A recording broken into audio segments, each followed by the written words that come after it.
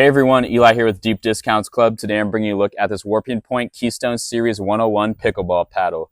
This is carbon fiber, 16 millimeter. Take a look at that body, how nice that looks. I really like the pink around the edges. It's very gritty. That makes for some very nice spin. It's also got a very nice weight to it. It allows you to swing it super fast, get a lot of nice overhead shots. It also comes with this over grip. That means you can add some more padding on the grip if you have a wider grip or you just want some cushion there.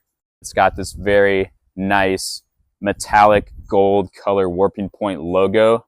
It's also got Warping Point along the edges of the paddle. This is UPA Pro certified, which means that it is United Pickleball Association Pro certified. This thing provided for some very nice play.